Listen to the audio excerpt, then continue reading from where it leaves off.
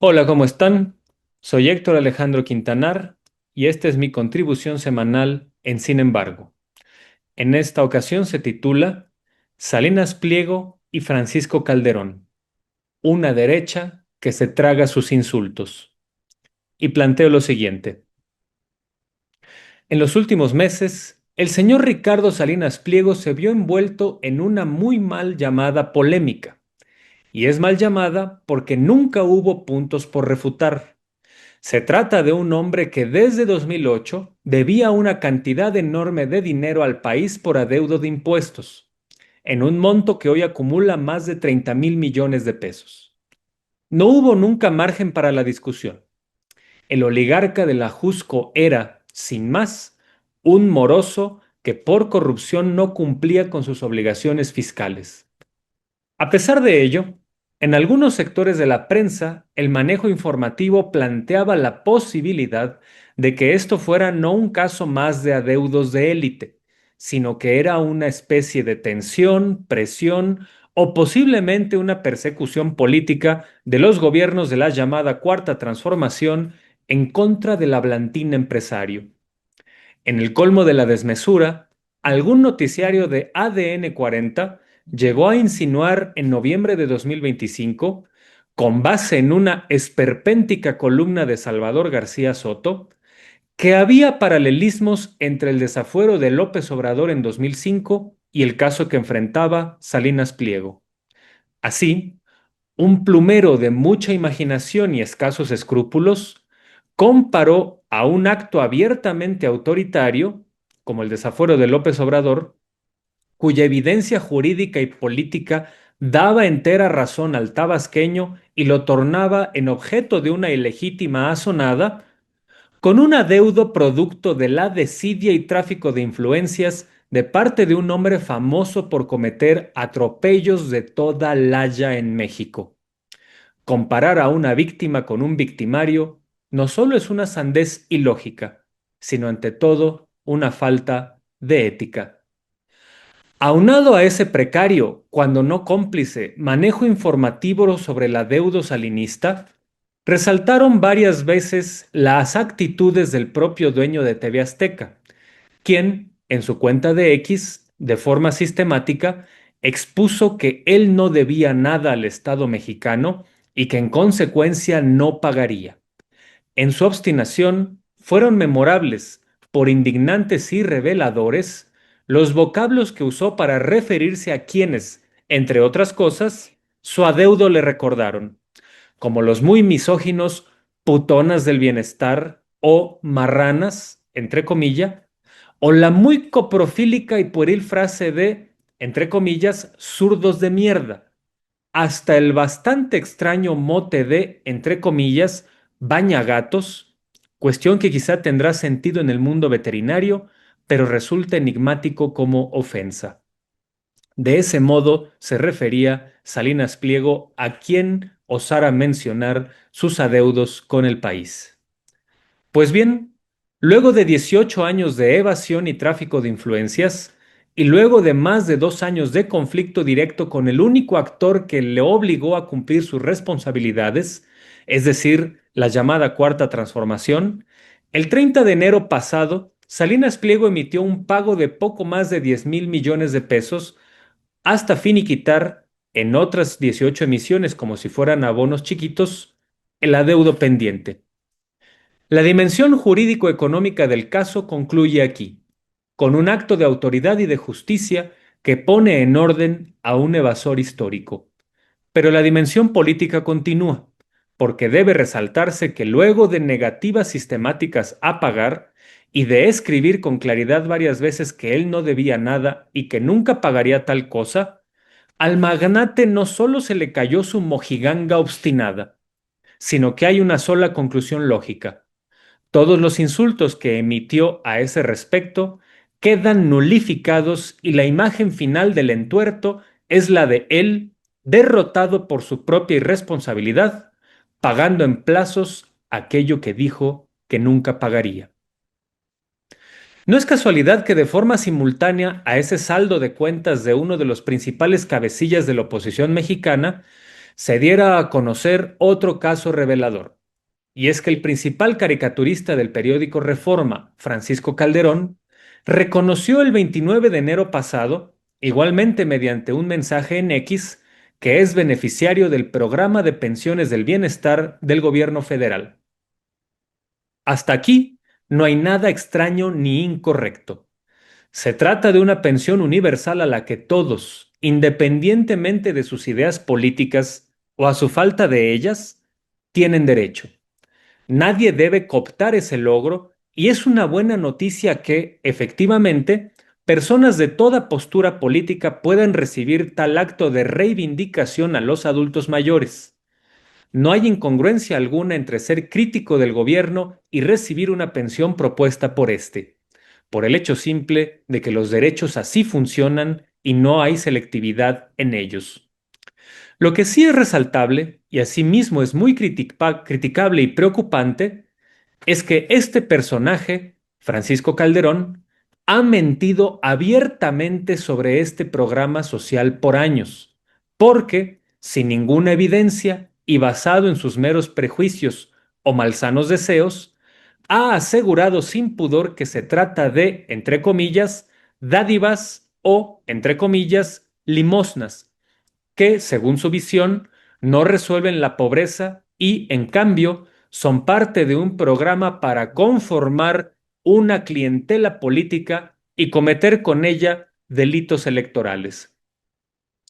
Desde el año 2004, cuando dibujaba a adultos mayores en éxtasis fanatizado abrazando fotos del entonces jefe de gobierno López Obrador, y sin menudear eufemismos contra ese sector para siempre considerarlos una clientela cautiva para actos de mapachería del PRD o, más tarde, de Morena, Calderón ha sostenido que ese programa no solo no sirve, sino que, en el peor de los casos, solo funciona para enturbiar elecciones. Hoy, su propia conducta lo desmiente. Luego de preconizar clientelismo de ese beneficio, el tipo se dio cuenta de que es un derecho universal, porque él mismo lo tramitó y obtuvo, procedimiento que corrió, como puede inferirse, sin ningún tipo de traba, obstáculo o afiliación clientelar.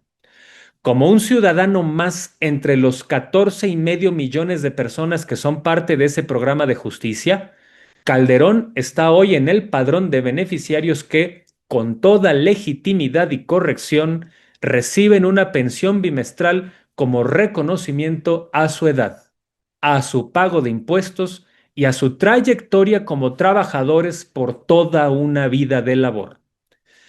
Es de suponerse que de haber habido alguna cortapisa clientelar cuando Calderón tramitó ese derecho, se hubiera tratado de un acto ilegítimo y corrupto, que además, por supuesto, él habría gritado, con toda razón, a los cuatro vientos. Pero no fue así. El monigotero del periódico Reforma y vocero oficioso del narcotraficante García Luna pudo recibir la pensión sin ningún obstáculo. Si bien eso era lo correcto, en su fuero interno y en su discurso público, él estaba obligado a matizar sus críticas, porque la realidad evidenció que se equivocó al asumir como clientelar un programa que él mismo comprobaba como universal. Es legítimo que aún así él tuviera todavía escepticismos ante las pensiones. Es legítimo que él tuviera contraluces o matices que señalar a ese respecto, pero por honestidad intelectual, su diatriba específica acerca de que es una treta de mapachería electoral debió quedar zanjada para siempre, por ser, simplemente, y como él lo pudo comprobar, una falsedad. Pero el problema se agrava con otro dato.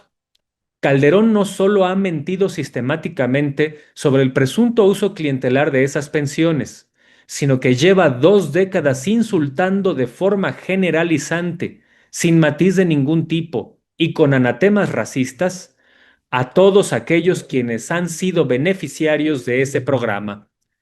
Las agresiones a ese respecto han sido algunas como las siguientes: Fósidos del Bienestar, limosneros, masa bovina o estiramanos.